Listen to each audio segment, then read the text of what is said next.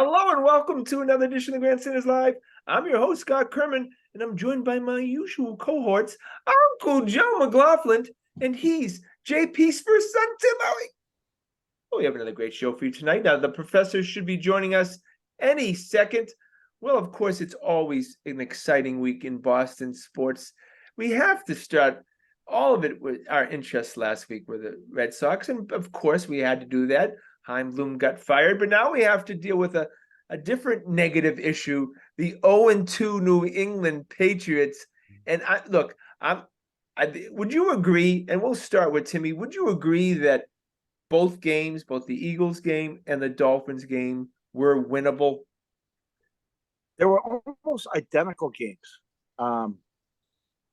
Looked hopeless at the beginning. Patriots offense really stalled. The other team seemed to be able to march down. I think we put a starter defense up against the Eagles than we did against Miami. Miami seemed to be able to score, like get those 39s. You almost knew they were going to get them. Then the Patriots show a little life, like they have a chance, but the game was really never in. I think for moments it looked like the Patriots had hope, but then those hopes got crushed, and similar games, it just neither game really felt winnable to me, though. I think I agree. Joe, you analyze football like no other on this show. What's the issue? I mean, this of the two games. What would be the headline? Fourth quarter. It was the issue last year. How many close games did they lose last year? Especially the offense doesn't perform in the fourth quarter. Simple as that. Yep. Special teams and defense put them in good positions a lot last year and so far this year. Well, no, yet they haven't been able to make the big play on offense in the fourth quarter. No, special teams cost them a couple of games last year, Joe. Last year, but this year they seem to be right on the number. It seems like we get to the other team's 40-yard line, and that's like our kryptonite. It's like Mac Jones's kryptonite is the other team's 40-yard line. We're the second highest team total of starting field position on the other team's end in the two games of the NFL season. Yeah, like I said, special teams and defense giving them good field position. They're just not taking advantage of it. Not converting. Okay. The worst was in the Philly game when they were given two, gift-wrapped opportunities in the fourth quarter, and both times stalled out. You know what the difference is? The Patriots used to win those games. Yes. And we used to say, hey, it wasn't pretty, but a win is a win. And they seem to have lost that ability to win those toss-up games, We're always on the wrong end of those games now. Well, Tom was a master on third down, and Mac seemingly isn't. That's one thing. Maybe it's something you learn over the course of your career. I'm sure all these guys learn a lot. I thought the biggest problem on Sunday was the interior line. Now, remember, Andrews was hurt, and the two guards hadn't played a single snap, hadn't even practiced a single snap all year going into that game. Strange. And Strange, when you haven't practiced all this week either. They've been limited every game. Andrews is practicing. So it's no wonder that they were getting a good rush up the middle, and they were. And Joe, that was killing Mac. Do you know what injuries they're dealing with? Do you have any idea? Hold on, let's welcome the professor. Knee and an ankle with a knee and an ankle with a Wenu and Strange. Yeah, Russell, we're talking about the Patriots. And question for you, Russell, is there any player on the Patriots offense that could be traded right now in the league for a first-round pick? Oh. Judon? That's a great question. Offense. Not the defense. Offense. I would, the obvious answer would be Ramondre Stevenson, but running backs aren't valued. So no, I think the answer is no, right? That's pathetic. That's a huge test of what kind of team we're talking about. Yeah, literally. I mean, that's ridiculous. They have no Yeah. value. Stevenson, I mean, look, he hasn't played well these 2 games, but of course the offensive line. But they're forgetting about stars. They don't even have any above average players on that offense. That's crazy, but you're exactly right. I think that's exactly right. I Right? think What's that that might be wrong on as far as if the offensive line is uninjured, you have above average players on that offensive Who? line. Owenu, Strange, when you? I think Brown. when you maybe When you, but Andrews. Yeah, but they're injured. The 3 interior guys are injured, look, and I their was a big replacements didn't work. I was a big defender, guys, of Strange last year, just kind of hopeful that wasn't a wasted pick. But the jury's very much out. Yeah, and Trent Brown has obviously been better than. Hopefully, this little $2 million injection he just got will That was it. motivate him a little bit. He's all his career he's been a sulker. He's Yeah. been traded because he'll refuse to play if he doesn't get what he wants. That's just the way he is. But why didn't they do this in the offseason? Why did they have to do this week 3 in some kind of panic move to inspire him? Yep. Yeah, Yeah. I wonder why, Joe. Maybe there was like a contractual thing or Well, something he like that. signed. Why He they signed. waited. He signed to be the right tackle. That's why. No, he I mean, took the why $5 not? million Why a now? year. To Scotty's point, why now as opposed Yeah. to Something must have happened 3 weeks ago, All the right? injuries might have something to do with it. You might be But- right. Yeah. But they did this last year too, and it really wasn't. It wasn't like he got 2 million. He got possibly 2 million incentives, and you know how them Patriots incentives are. You couldn't get them if you tried. Look, all right, Mac Jones, obviously Russell has gone to bat for him. Mac Jones, I would give him B- for the 2 games. Yeah, I mean, look, you guys know how high I've been on him coming into the year, and I think B- is right. That that pass, like I know just Parker's getting blamed for that pass and not fighting for the ball, but that pass was a crappy pass. Like you can't. Yeah. It was a crappy pass, and his wide receiver didn't save him. But the pass was crappy. He threw it to a guy who was covered and out of bounds. Why would you do that within the 25-yard line? Yeah, Timmy, you always talk about Mac. He hasn't proven anything in crunch time. I mean, how much longer are we going to wait to see if Mac has, enough, to Well, handle? we're obviously going to wait the rest of this year. I certainly don't see him going anywhere this year. Well, although can we put something on the table? What happens if the Patriots lose this game and then go 0-4? I mean, Scotty, this could be Timmy. This could be, crap the bed for Caleb. And it's supposed to be terrible weather, and you know how those games are. Anything can happen. Got to get a T-shirt. There's no question that's right. Yeah, it's time to just think about that. At some point in time, like if this thing goes really south and you're like 0-4, Yeah. I mean, would Caleb want to tank. go to the Patriots? That's his. I don't give a crap whether Caleb wants. He can stay. He makes millions of dollars on his NIL. He doesn't have to go in the draft. He doesn't like who would get him. I mean, he's not going to go to the New England Patriots. Come on. Well, I don't know what. Maybe he wants to stay on the West Coast. I have no idea what Caleb Williams. I don't talk to him. I have no idea. But I do know he says if he doesn't like who's going to draft him, he's staying where he is. He makes millions of dollars. Some agent's going to get a hold of him and said, I know, but Caleb says what, and it all goes out the window. So it's not a 5-year contract. He already makes $4 million a year. What would he get with the first round? That's $5 million? So, you know what? There's always a risk of injury if he decides to play college. I agree. But he does have that leverage. Yeah, but that injury, who's that running back we saw? That great running back from Miami. And I think it was the last game of the year, and he had his knee absolutely decimated. Well, look at the running back we had, Robert Edwards. Remember? Oh yeah. Rookie of the year. Here, and then he had in the sand. touch In football. beach football. Yeah, I mean, he's going to the New England Patriots, Joe. Come on. I mean, why wouldn't you go? This is Oh, well, yeah. I just he's Joe, a Southern California, I do guy. agree with Joe. There's you never know with these guys. There is always that slight possibility. Remember, Eli refused to go to San Diego. yeah, that's one time. Yeah, that was That's a beautiful climate, beautiful city. You'd think you'd want to go. Nope.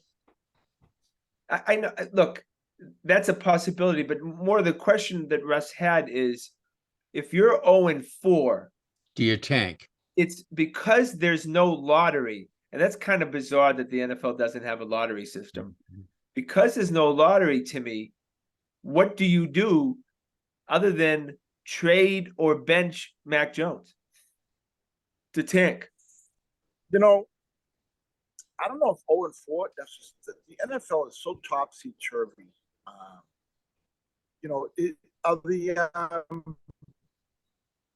Is Cincinnati 0-2 right now also? Yeah, but I don't think any team has. Joe, has any team ever made the playoffs at 0-4? I'm going to say no. I probably not. I know even at 0-2, you only have an 11% chance of making the playoffs. Only 11% of the teams that started 0-2 have made the playoffs. I think. I mean, it's not like the Patriots haven't been competitive. They have been competitive. I mean, they didn't just get absolutely blown out. No, but the question is, if you're 0-4, how do you address the rest of the season? And they're facing a pretty stiff schedule the rest of the way. Other than right after Dallas, they got a couple of easy games. So they're going to lose Dallas game. They're going to lose in Dallas. Who knows? Who knows what There's been some injuries in Dallas. It seems like we have to hold the other team below 24 points for any chance to win. That's the magic number. But if you lose the Jets 17, please. As a fan, if you lose the Jets game, everybody's giving up on the season. I agree. All the bandwagon people will be off. But we'll all still be watching though. Yeah, well, NFL games we never miss. I mean, they're just each week they're their own entity. But if you lose the Jets, I mean, that just against Wilson. I mean, that shows you that who are you going to beat in the NFL. Oh yeah, if you do 0-4 next Sunday and people go apple picking or they'll have nice weather, they'll work in the yard rather than watch the game. Simple as that. Okay, so they're 0-4. No, you're right, Joe. To me, if they're 0-4, will the rumors of Belichick being I don't think he's going to get fired. I think he's going to get sent upstairs. Would that be expedited? Does it matter how they're 0-4? I mean, do they lose two more close, really like winnable games? Doesn't matter. No. I know in the NFL it doesn't matter, like hand grenades and horseshoes, right? I mean, it's 25% of the season, basically. 25% of the season you've already lost. I mean, it's equivalent to the Red Sox losing the first 35, 37 games, and I mean, that's just the way it is. I can see that. I think it's possible the Crafts could make a change. I think so. Yeah, absolutely. What, will you elevate him and Mayo becomes the coach, or I think it's probably O'Brien becomes the coach? I think they want O'Brien where he is. I think Mayo, because the whole idea that if Belichick stays. So Russ was basically saying 0-4, you're not going to fire Belichick? No. Would you send him upstairs with the idea that if we are chasing a record, now we're talking about not 2024. Yeah. 2005. I mean, yeah, I don't think Kraft waits around for that. I think he's just doing simple mathematics.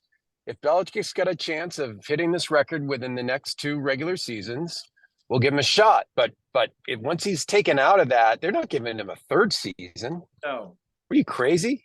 And 0-4 creates a scenario of a 3rd season. Absolutely. I mean, 0-4 basically guarantees, given how many games they'd have to win. I mean, they'd have to go what? Yeah, because Joe, needless to say, you're 0-4. The next 13 games you play, the other teams putting that win on the schedule for them. But also, Mr. Kraft has to take a little of the blame here. They've got a quarterback that can't play in the fourth quarter, can't play in any adversity, and that was Mr. Kraft's choice. I think he overruled Belichick there and said, "You're taking the quarterback." Listen, I was happy as a clam when they picked Mac Jones. All the fans were clamoring for a quarterback, even if he was the fifth or sixth best in the thing. They wanted a quarterback. It turns out he might have been the second or third best, the way this class is turning out, right? If we could turn back the clock and then go to the present, would you rather have Zappe as quarterback and Parsons on your defense, or the current situation?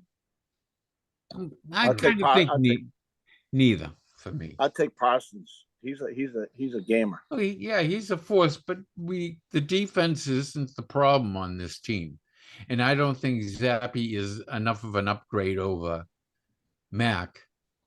He might have a little more charisma. I'm saying he's not an upgrade. He's actually a downgrade, Joe. But you'd be upgrading with. I don't know. He's 2-0 in his 2 starts. Oh, come on! Oh, come on! Stop it, Joe. Really? You watch those games?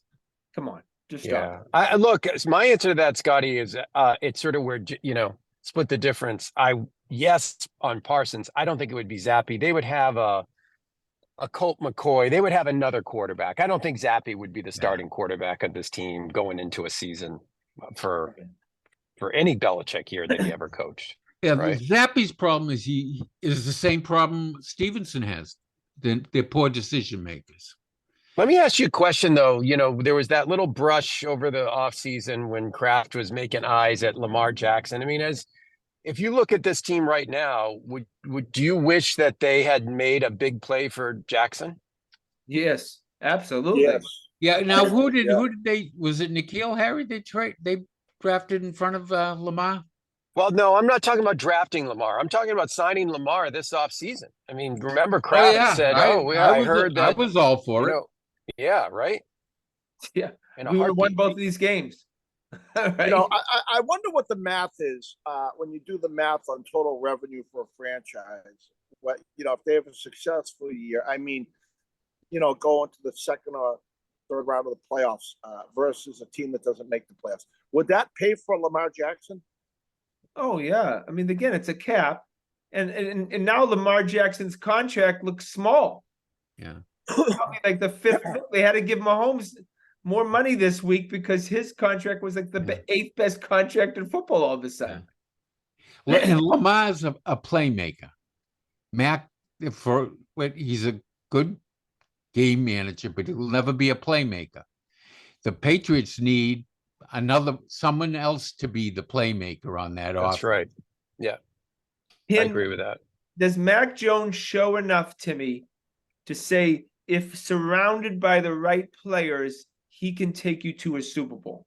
Well, he was surrounded by the right players at Alabama. That's for sure. It seems like he's good at throwing to open guys, and no one gets that open in the NFL. Those Alabama receivers he had do it. Oh my goodness, they're all great. Mac doesn't. Except the kid for the Raiders that. I don't think Mac instills confidence in his teammates. There's something about his personality that rubs me the wrong way. I don't know if it's immaturity. Something about him doesn't. But he's behaved this year, Timmy. I understand. I know. Yeah, he's just not a football guy. He's just not a football guy. Like a look in his eye, it just doesn't say, "I want to jump on board with this guy." Well, Scotty, I think my answer to your question would be if you gave him an offensive line and Tyreek Hill, do I think Mac Jones could get him into the Super Bowl hunt? Yeah. It's so clear that they just don't have enough speed on offense. It just jumps off the page at you watching these two opponents over the first 2 weeks with Brown and Smith for the Eagles and Hill and Waddle for the Dolphins. It's so glaring that we just don't have anybody who can get that kind of separation. And here's how I see it. Patriots 3rd and 9. I can almost bet the farm the Patriots aren't going to make it. When Miami had 3rd and 9, you could almost bet the farm they were going to make it. That's the difference right there. Well, it was Romo said a great point, and Romo watches these games. In the last couple of years with Mac Jones, a lot of 8-yard completions. We always seem to be at 3rd and 1 and 3rd and 2, and which means basically to me, and then we have trouble converting these, and it's a turnover. Right. Because guys don't have, like Russ just said, they don't have speed, so they get tackled immediately, as opposed to these other players you just talked about. They're running another 5-6 yards, first down, move the chain. Well, Because we don't have anyone. Mac has also gotten a lot of criticism from opponents saying the guy just never throws past the sticks. That's what but that is a problem with him. He doesn't have a football sense with that. Yeah, I can't believe someone didn't use this line this week. Maybe someone did. We have a pop gun offense, and we sat Pop on the bench last game. Right, yeah. I know. Right? Like, that's what you left. That's what we got. It's pop gun. It's, as you guys just said, and it's dink and dunk, and no one's good enough to run with the ball after the catch. If we see the documentary 5 years from now, and I would not be surprised if the 6th round pick named Pop got Belichick fired, because that felt like a really high school coach move on Sunday. It really did. But was it Belichick or Bill O'Brien that benched him? Belichick. Oh, if Belichick wants Pop Douglas to play, Pop Douglas is freaking playing. Listen, who? This is what I can see this coming a mile away. Belichick has been around so long, right? He says, if you fumble from me, you're being punished. He's done that since day one with the Patriots, right? Well, let me ask you a question, though, Timmy. Hold on. He's not going to say, I am desperate, so I'm going to change my ways. Like, he will do it just like in the draft. He'll draft people we never heard of. He will say, F the world, I'm Bill Belichick. If you fumble on my team, I don't give a shit who you are. You're riding the bench. Well, except for one thing, Timmy, is because he makes exceptions. Ezekiel Elliott fumbled the ball in the first quarter of his first game as the Patriots, the second time he touched it, and he played the rest of the game. Yeah, he's not a rookie. But that also goes back to Belichick being Belichick, saying, I respect veteran players. Okay, right. And I know you're not, I know what you're doing. That was a bad fumble. Pop was carrying it like a peewee. Oh, come on. That doesn't matter. Fumble's a fumble. Chubb caught him from behind, but he was carrying it one arm, He did a nice move. Come on, that's ridiculous. And also, Stevenson he was the first guy on top of the ball. Nobody ever even talks about it. He should have recovered the football. And I know. I thought we had it. I thought we had it too. But don't you think that's just the way it played out? Elliott getting to play. I totally agree, Timmy. It's this guy both are perfect. This is Bill Belichick. This is, hey, I'm not going to change. This is how I run the ship, Because Elliott's a veteran crush. He has those crushes. And when he acquires them, the Chad Ochocinco's of the world and the Reggie Waynes, he does this all the time. Of course he wasn't going to bench his little binky. But that cost them possibly the game, benching him. Would you agree? Yes. Well, he wasn't benched entirely either. He wasn't. He filled the tons, Joe. Come on, Joe. At the end, they were running 2 tight end, 1 receiver offenses down the end of the game because they didn't have another receiver who could get open. Because Smith was worthless. He can't run. Smith was worthless. So he had Bourne, and that was it. And Parker, who can just do one thing and get jump balls. I mean, and you can see Bill Belichick going, I'm not changing for anybody. I'm Bill Belichick. This is how I run the ship, Done it this way for 30 years. I'm not starting anything new. Okay, but Bob Kraft and Jonathan are up there. They're pissed off. Trust me, they read all the papers. They read all the and the blogs and stuff. And do you believe there are some discussions right now about exactly what Russ said? They go 0-4. What are we doing with Bill? Well, yeah, at the end of the year, they're never going to fire him in the middle of the year. Never. There's literally, unless he commits a crime, they're not firing him during the middle of the year. Okay, but 0-4, most likely at the best, you're going 6-11 probably. and 6-11 should get him fired. I won't get my six. I would think so. Right? I would think so. You- Yeah. You don't think Belichick's Or he'll be reassigned. you I don't would think he's earned the right to leave on his terms? Oh, No. what does that mean? No. Till he's 80? I mean, I what- think know. he'd be reassigned at worst. He'll not be fired. I think He he'll be might made he might president. quit rather than be reassigned. I could see that.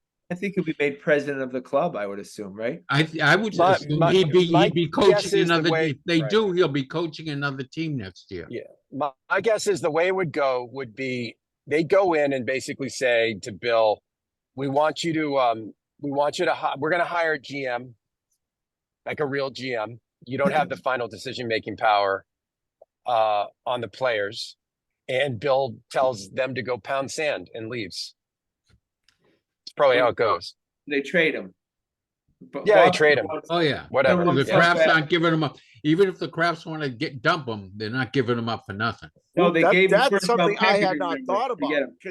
Can you get a first round pick for Bill Belichick? That's how they gave a first round pick to me to get him. Didn't they give 2 first-round picks? You I know think- that there's an Or was organization. it a first out there and a that would- second? I You know, know it's- that there's an organization out there that would love to gobble. Yeah, Bill Belichick. the Washington Commanders, Timmy, would be first in line for that. Yep, yes. maybe 2 first round picks. Also, yeah, because you can sell a lot of T-shirts about the record. With the Oh, record, yeah. they'll hang in there for that coaching record just for that. That'll pay off their little. I mean, they're gonna have to pay Bill a lot of money, but he doesn't survive 6-11. At least, I mean, let's just go around the room. Timmy, does he survive 6-11? That's a freaking hard question, you know. And there's no pretty 6-11. I would say just so you know. 6-11, and they get at least a first round draft pick to move him. That would be the conditions he's gone. I think. I just can't see them firing him. I can't see them firing him. I could see him quitting more than them firing him if they try to reassign him. Wait, how many wins left to get the record? 19. 17, 18. You got to get 18 to beat it. That's like 2. That could be 3 years. The way things go. Yeah, well, it's That's what we're saying. those are really 3 bad years. If all of a Oh, sudden- do the Crafts want to stick around? So if you were, but if you, I mean, I actually never heard it asked this way, but like if you're Bob and Jonathan Kraft and you ask yourselves, is Bill Belichick the best person that we could hire to lead us back to sustain competitiveness in a Super Bowl within the next 2 to 3 years? What do you think they answer when they ask themselves that question? No, that's not possible. I mean, at some point, a guy has to lose his fastball, and it's pretty clear that Bill has done it. He has not mastered the modern game. That's what we're No. talking about the last 40 minutes. Yep, and that's why the whole Douglas thing is very important in all of this. That's not the modern game. You don't bench a guy. It might have worked 20 years ago. That doesn't work now. You know, especially when you have a shortage of offensive weapons. We don't teach. It never worked. When did it work? Wes Welker, Malcolm Butler. When has his benching ever taught anybody a lesson? Right? It's hard to tell. It's not about teaching that person a lesson, Scott. It's the team ethic that matters. Yeah, but here's my problem. It's not about benching Pop Douglas. To me, Yeah, he's not teaching. he is not hopping. as a GM in particular, running stocking his offensive teams with modern NFL players. He's just No. not. No. And that offense is bereft of playmakers. If he was a good drafter right now, we would have Pickens, Debo Samuel, and Brown as our wide receiving core. Yeah. He had an Well, opportunity to draft all 3 of that's- those guys. That's kind of a misnomer because I know since since 2010, the Patriots have drafted more Pro Bowlers than any other team in the league. Just Joe, not talking wide about receiver. wide It doesn't sound like what we talk about. I know. Joe, Oh, Joe. you know That's what? I don't think that's true. First of all, I focus don't on the think it's wide. true either. We focus on the failure at wide receiver. He's good at drafting a lot of other players, just not wide receivers. Joe, Oh yeah. this is the point. Excuse me. I think it's the kid from Seattle. The point was he drafted a wide receiver as opposed to drafting a better wide receiver available to him in 3 occasions. Nikhil so Harry. Pickens, so Pickens, Samuel, and the kid from, I forget his name, from Seattle, the big star. Metcalf. Yeah, and all Tyquan 3, Thornton. Tyquan Thornton was all 3 were better players than the ones they picked in college. A huge surprise that because if that was the need, that they weren't drafted by the Patriots. That's a mistake that is costing them from now, in the past, and in the future. But wasn't Tyquan Thornton the fastest guy in that draft? And all we were talking about was getting speed. All we were talking about was speed. But the kid was too small. The kid's too small. Well, look at Pickens. He looks pretty fast as he's getting 100+ yards a game. And look at Pittsburgh gets 1 or 2 first downs every game. That's it. Their defense does everything for them. They can't even get a first down. They went 3 quarters without a first down the other day. So would you, 3 quarters. Joe, do you think that Bill Belichick is the right person? And when I say right person, I'm talking about GM and coach to lead the Patriots back to a Super Bowl win. Yes, but I think the coaching staff that he has under him now, he might be very comfortable with these guys, but I don't think he's got a solid NFL complement there. Okay. I know they like to cheap out there. I'll grant you that they cheap out, but I still don't think he's got the best of the best. He's getting what he can get on the cheap. All right, we're going to have to go off the Patriots, but we're going to have to make some. First of all, I have to shout out. I will give credit to the first round pick selection, though it was kind of a no brainer that he slid to him. But this kid, Christian Gonzalez, he's really good. Real deal. I mean, he had a fabulous game. Shades of Mike Haynes, kind of shades of Mike Haynes. I think he totally good looks call, like Timmy. Yeah. Oh my God, absolutely, Timmy. Yep. This guy's a stud. So Keon White's obviously going to be a great player too. So he took on Hill kind of by himself the whole game, right? No, he had to take him on late in the game. In the second half, he took him on, but he held him 1 catch for 40 yards. The kid's a big star. I mean, he's smooth as silk. That was a good pick. The defense has played well to an extent. The offense has just been horrendous. All right, we got to go to. Go ahead, Timmy. I'll let you have the last word. The defense played well, but didn't it feel like when Miami needed a first down, they got a first down? Every time they needed one, they got one. Yeah. And you felt it. You felt it before the snap. I felt it. They were going to get it. That's not a good feeling. But in the Eagles game, that wasn't the case. So I'm going to give them a pass on that. I felt like had the offense been efficient, they would have won that game. All right, predictions. It's Jets week against what did Sterling Sharp said, one of the worst quarterbacks in the history of the NFL, in Wilson for the Jets. We'll start with Russell. Patriots must win. Give us some predictions. Yeah, I mean, the Patriots will win because they must win, but I think it's just going to be a crappy, low-scoring 19-16 Patriots winning on a late field goal game. I'm not optimistic. Joe? Oh, I agree with Russ all the way, and it's supposed to be pouring rain too, to add to that. So I might even go lower and go 17-14. Give the Pats where they need it more than the Jets. Timmy. And they know how to beat Zach Wilson. Patriots are actually favored by 2.5. My God, Vegas has been getting the lines pretty close these days. I'll go 2017 Patriots. Yeah, I think that if the Patriots lose, the season's over. Wilson's just terrible. I think the defense takes over, probably scores a touchdown, but ugly, like you said. I'm going to say 16-10. Just the Patriots. But I have no faith in the Patriots. We got That's to throw a safety in there or something. Has it a real something. The offense is tough to watch. Though the Patriots haven't been fun to watch since Tom Brady left. Would you agree? No. Wait, is it a gift that we're getting the Jets this week? Is that like a gift? Yeah, but Maybe the Jets have a pretty decent defense. They have You know, that Quinn Williams is an animal. yeah. He's worth any two of our defensive linemen, and that includes White and Barmore. And Sauce Gardner's a tough player. They have some good guys. They've got talent. They've got some talent. The Patriots have shown nothing. Stevenson doesn't look. But there's one thing that we do have going for us. Their left tackle is probably going to be out. He hasn't practiced all week. Yeah. And the big load there, the 400 and something Becton. pound guy at right tackle, Becton, he's been limited in practice with, of course, his knee as usual. So maybe if they don't have, Judon and Uche should have, free reign.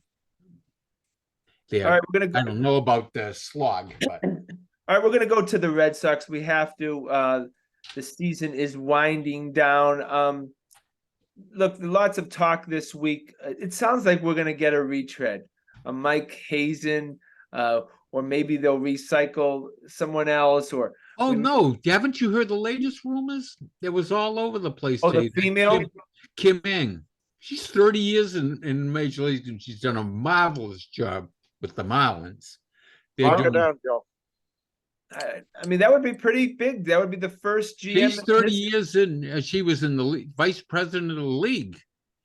Would that be the first GM in the female GM in the history of professional sports, right? Yep. You know what? She was the GM. She's the GM right now in Miami.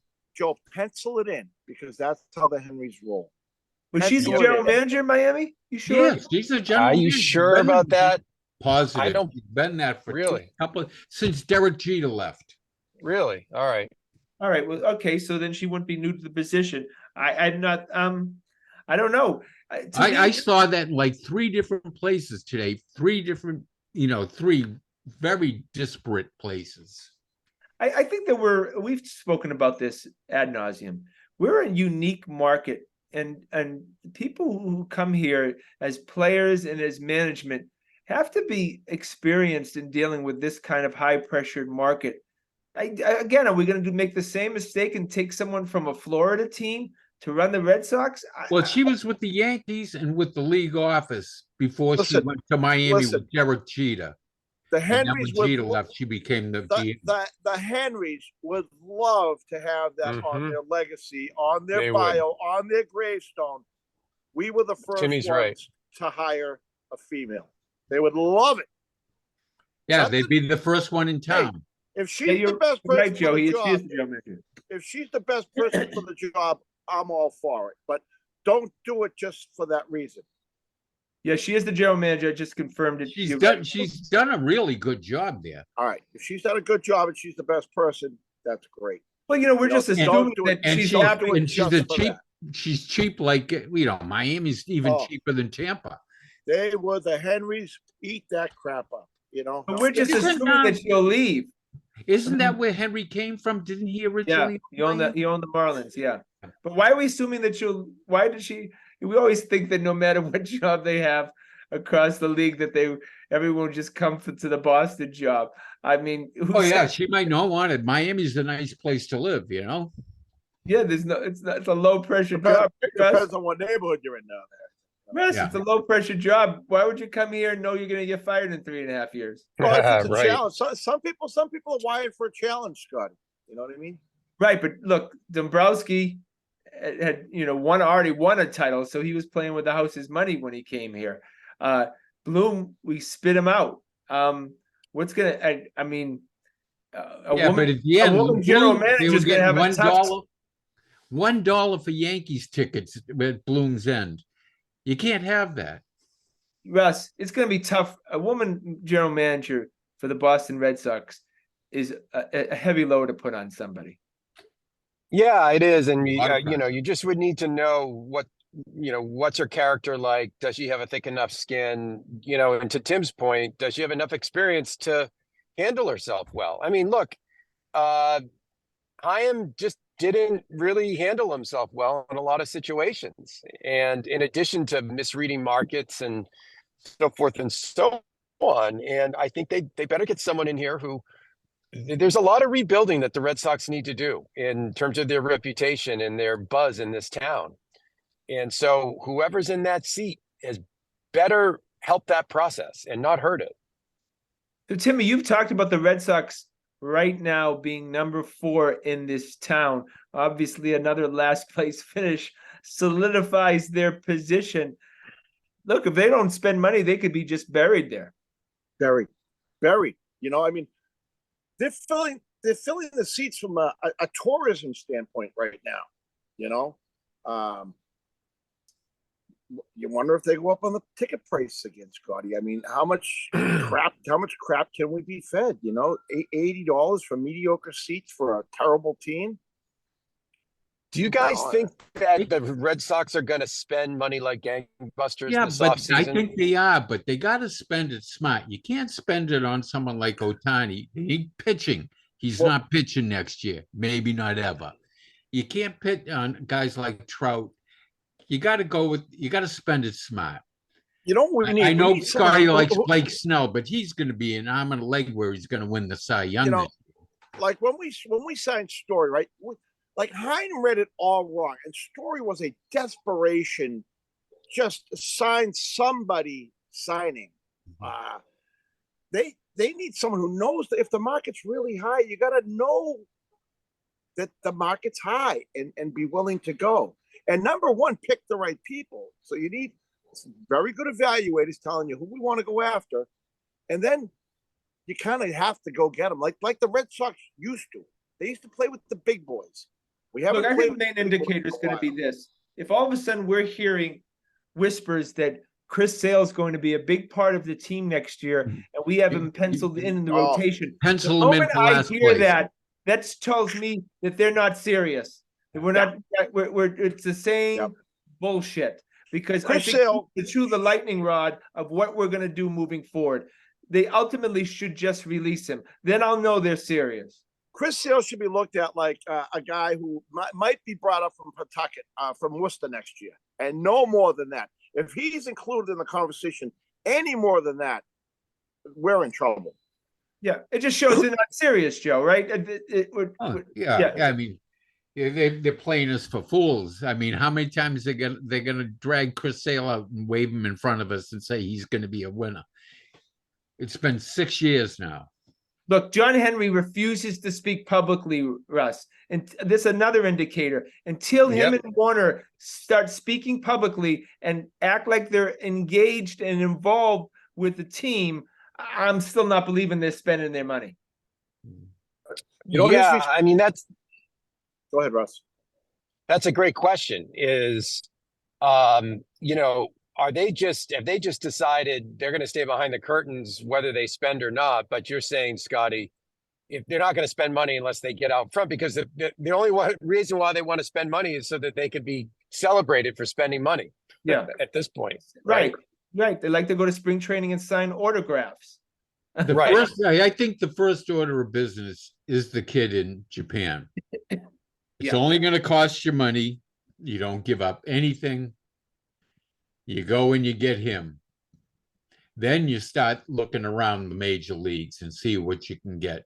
You go to a team like the Marlins who have 5 young starters, all with the start giving away some prospects. Yep. Start giving away. Oh yeah, exactly. You know, 98% of the guys down there in the minors are never going to play in the majors on a regular basis at all. Get rid of them. Give 4 or 5 prospects for one major league player if you have to. I think one of the key guys is this Abreu. I think Abreu is a surprise, and he looks like he could be clearly a legitimate major league outfielder. And I think this is the opportunity to be able to move Rafaela. You move Rafaela over Abreu?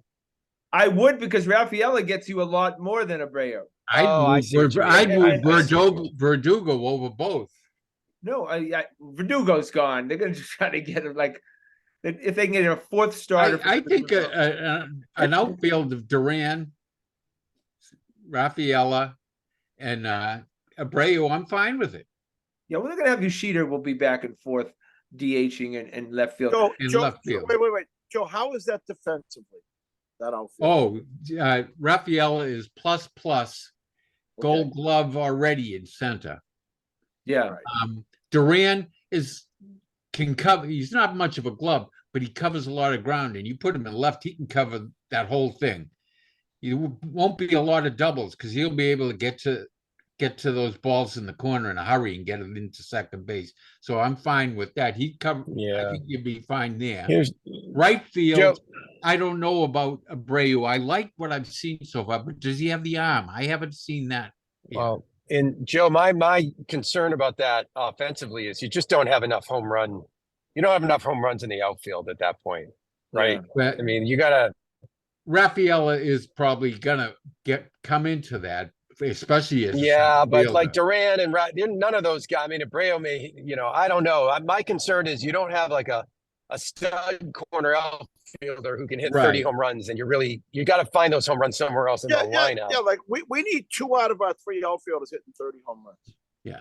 Duran's never going to be that. His power is to left center, and right center. He's always hitting it. He never pulls it or dinks it opposite field. He just puts it in at the 400-foot mark. So we need 2 bombers in the outfield. We need 2 guys that can hit the ball out of the park in the outfield. Yeah, well, that's why Renfroe was pretty good until they got rid of him. He was the perfect type of guy. He's on the market now. He got DFA'd. Yeah, I know. I wish he was back here. Duvall actually will end up with 20 home runs, but I don't think they're going to go down that road. I don't think they want to pay him big bucks at his age, and he's injury prone. All right, go to the Bruins before the Celtics. Timmy, Marshy is the captain. They made a huge deal of that in the last couple of days. Our little ball of hate has grown up. Has he? He's pretty old now. You know what? I love Marshawn. Love him. I have no problem with him being the captain of this team. I think he absolutely deserves it. He has earned it. He has bled for this team. I mean, he had an off year coming off a real tough surgery. I hope he can show. There were periods in his career, there have been periods where he's been top 3 player in the league at certain points. I mean, I think the fight in him, the competitiveness in him, the nastiness in him. I love him as the captain of the Bruins. I don't like the choice. Tim, I'd like to ask you a question. I'm figuring the first line will be Zaka centering Pasta and DeBrusque. Don't you think? That's probably the best firepower. And the second line, I would like them to get another center, but I think it's Charlie Coyle with Marchand. Now, who do you put on the other side? Terry O'Reilly. I love it. I've been trying to figure this out, who they're putting there. You got to get someone good there if you want a solid second line.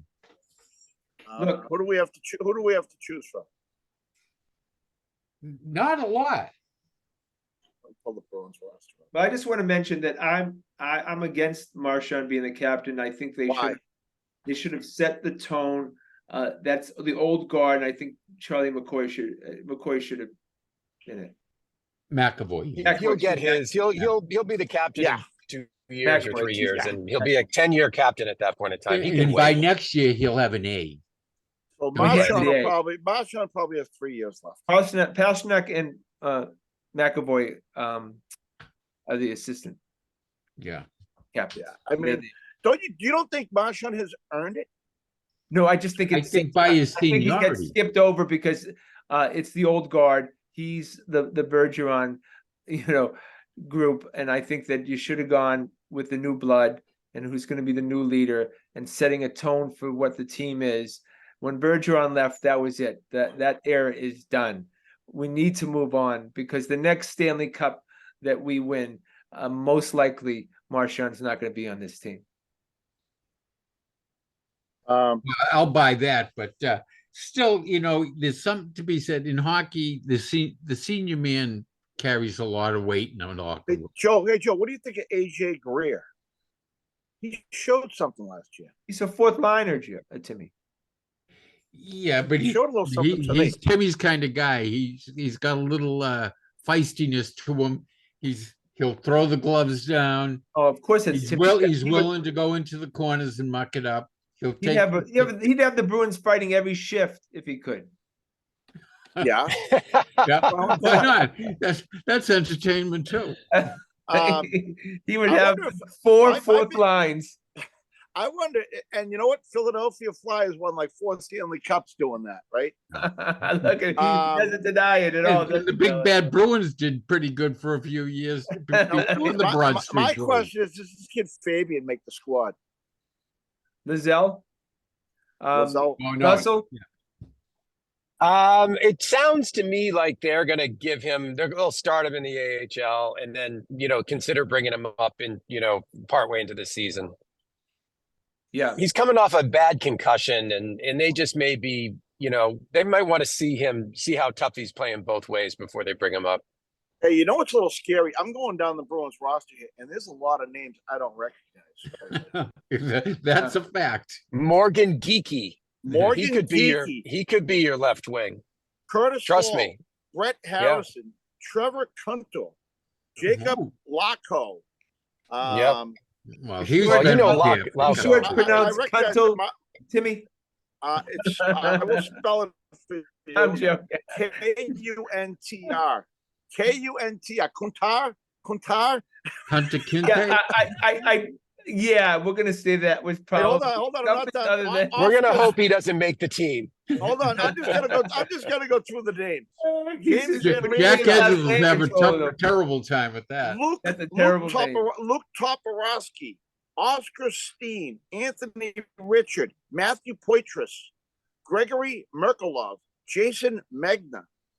Well, wait, those last three these guys all Merk- pitched for the Red Sox last year. Merkloff and Brett Poitras are big time prospects. So, there's a bunch of prospects in that list too. Brett Harrison, Curtis Hall, Morgan Geekie, John Farinacci. Farinacci, that's the He's kid on they the just team. signed. Yeah. Yeah, that's the Patrick kid Brown. they just signed. Yeah. Jesper Bokvist, and John Beecher. This is a big shakeup in this lineup, fellas. Well, Tim, stop and think. They lost Bertuzzi, Hall, Krejci, and Bergeron. That's 4 of your top 6. That makes for a huge, like washing machine change of the lineup. I mean, all 4 lines are going to change drastically. Thankfully, the decor is going to stay about the same. The goalies are staying the same. It's just the coach's job is going to be to find out 4 lines. Yeah, so the D, we got Carlo, Grizzlick, Humpus, Charlie. Boy, yeah. That's pretty solid core, and then a lot of new names around those guys. Yeah. I mean, we lost the heavy hitter there, right, to free agency. Yep. And Hathaway that they picked up Forget late. his name. All right, let's go. We got to finish up with Yeah. the Celtics, boys.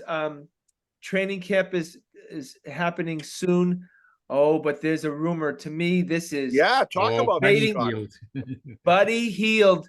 And We love I Buddy sent Hield. you guys that last night that the Pacers had cut off negotiations, or the Hield camp, wherever. And Wow. now the rumors are, I think there were 3 or 4 teams mentioned who are speaking to the Pacers already. One of those teams is the Boston Celtics. Wait, is Bird still the president of the Pacers? No. Okay. What do we need to give to get Buddy Hield? I think Matthew Brogdon. Yeah, but we just got him from there. Why would we give him back to him? Would they want him now? Yeah. Well, he seems to be. I get. There's always been rumors ever since that trade fell through that he's been pretty disgruntled. I mean, you should get over it, but he wasn't at Marcus Smart's wedding, and everyone else on the team was. But the maybe Pacers, there is something to it. the Pacers wouldn't want him. They just got rid of him. That's right. So So what? I mean, Well, he's got less time. You know, the reason why the Pacers aren't signing Heald is that you're going to have to sign him for 4 or 5 years. I think Brogdon's only got this year and next year left on his contract. So the pitch to the Pacers would be take these draft picks, take Brogdon back. You can turn around and deal him somewhere else. He's less money than Heald.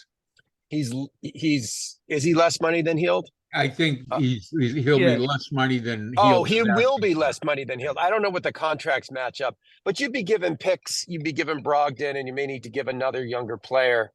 You know, look, it's not a bad idea. You'd be short at point guard because you'd be looking at Derek White and Pritchard and Pritchard only. Now, the other guy the Pacers have who's quite good as a backup point guard in a pure backup mode is TJ McConnell, who was one of the best backup point guards in basketball. So like a Heald McConnell thing, that would be fantastic. I mean, then what do you you'd have a great backup point guard, and whatever, that's fine. I don't care.